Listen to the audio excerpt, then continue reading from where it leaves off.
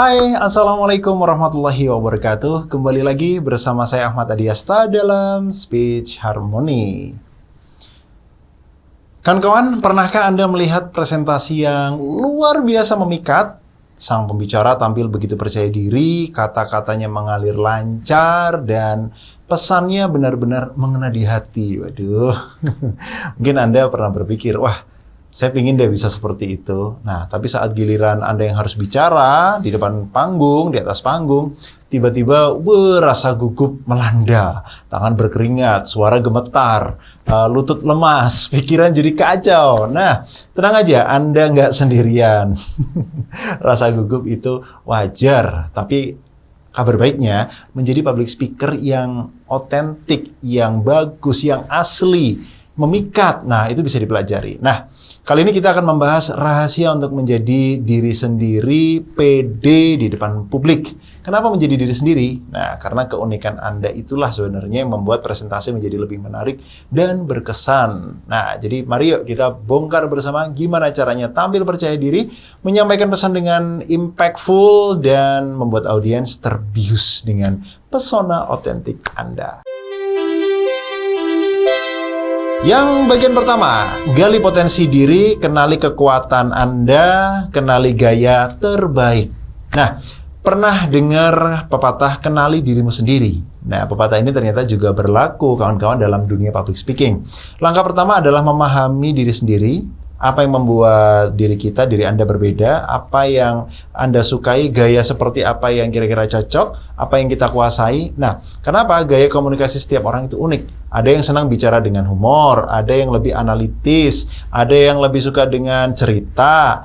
Nah, kenali gaya komunikasi yang paling nyaman buat Anda. Apakah Anda itu tipe pembicara yang lugas, to the point, atau justru lebih senang menyampaikan ide dengan analogi, metafora, pakai pantun, pakai cerita. Mengenali gaya komunikasi akan membantu kita tampil lebih natural dan asli. Nah, yang kedua, temukan passion Anda. Bicara di depan umum bisa menjadi hal yang melelahkan kalau kita nggak memiliki koneksi dengan topik yang dibahas, gitu. Nggak nyambung. Orang ekonomi suruh ngomong politik, kadang nggak nyambung ya. Jadi pilihlah topik yang Anda sukai dan pahami dengan baik. Gairah, kemudian antusiasme Anda terhadap topik itu akan terpancar pada saat presentasi. Audien yang bisa menilainya. Dan akhirnya audien bisa tertarik ikut presentasi. Kemudian pasti Anda memiliki pengalaman hidup yang berharga, entah itu kegagalan, keberhasilan, kesuksesan, pembelajaran dari hobi. Nah, pengalaman ini bisa jadi kekuatan tertentu loh, teman-teman, dalam public speaking. Anda bisa gunakan kisah pribadi untuk membuat presentasi lebih relate dan bernyawa. Ingat ya, orang-orang itu lebih mudah terhubung dengan cerita dibandingkan dengan data dan angka yang dingin gitu. Nah, berikutnya adalah latihan membentuk kepercayaan diri. Setelah mengenal diri sendiri, apa aja keunggulannya, langkah berikutnya adalah membangun kepercayaan diri. Ini seperti kita lagi latihan otot, lagi fitness, biar semakin kuat dengan latihan gitu. Luangkan waktu untuk latihan presentasi di depan kamera, di depan cermin, bolehlah ya. Kemudian tonton rekaman tersebut dan perhatikan hal-hal yang bisa diperbaiki, seperti bahasa tubuh kita, intonasi suara, atau tempo bicara. Terlalu cepat nggak sih? Begitu. Yang kedua adalah persiapan yang matang. Kunci presentasi itu bakal lancar kalau kita persiapannya bagus. Persiapan yang matang adalah kunci presentasi yang lancar dan baik. Dan di sini langkah pertamanya dalam persiapan adalah melakukan riset yang mendalam. Kumpulin informasi yang relevan dengan topik presentasi Anda.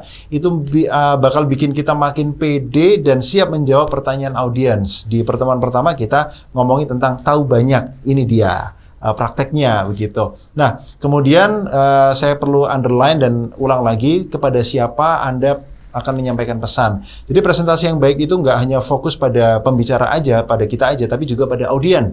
Luangkan waktu untuk memahami siapa yang akan Anda hadapi, apa latar belakang mereka, apa minat dan ekspektasi mereka datang. Nah, dengan memahami audien ini, tentu saja Anda dapat menyesuaikan materi presentasi dan gaya penyampaiannya. Misalnya, kalau audiensnya adalah para profesional, nah mungkin Anda perlu menggunakan istilah teknis yang relevan. Sedangkan kalau audiensnya misalnya anak muda, pelajar, mahasiswa, Anda perlu menggunakan bahasa yang lebih dipahami, yang lebih gampang dipahami, lebih mudah ditangkap, dan ilustrasi yang menarik. Begitu. Nah, setelah riset tadi selesai, susun materi presentasi dengan struktur yang logis dan mudah dipahami. Bayangkan presentasi Anda itu seperti sebuah cerita dengan pembukaan, isi, dan penutup yang saling berkaitan.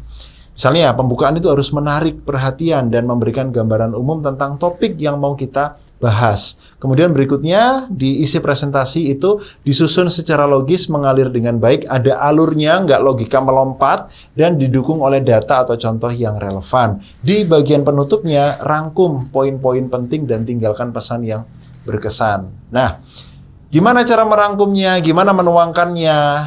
Tipsnya adalah hindari slide yang penuh dengan teks, tapi alih-alih gunakan visual yang menarik dan relevan dengan topik presentasi. Nah, presentasi visual itu dapat membantu audiens untuk lebih mudah memahami dan membayangkan pesan yang disampaikan, serta membuat presentasi lebih hidup dan juga interaktif. Nah, berikutnya setelah bikin slide, latihan itu penting banget. Karena semakin sering berlatih, semakin pede Anda dengan presentasi, makin paham dengan isi materi. Nah, kalau misalnya ada yang perlu dikurangin, kurangin. Kalau di slide itu pembantu ya kawan-kawan. Intinya adalah kita, main eventnya itu adalah kita gitu. Nah, kemudian ngomong-ngomong soal mengawali presentasi, itu pasti semua orang gugup, nervous.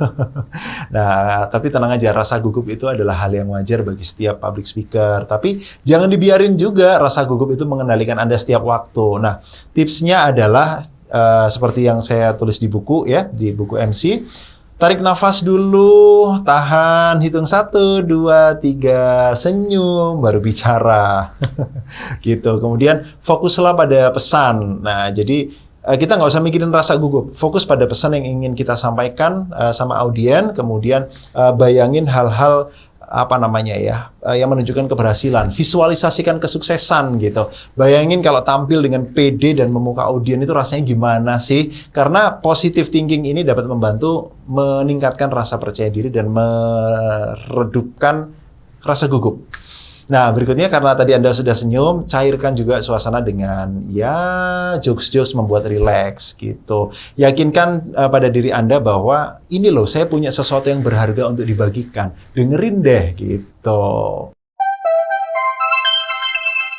Yang ketiga, saatnya tampil memuka audiens dengan awalan yang tepat. Ingat, kawan-kawan, kesan pertama adalah penting ya.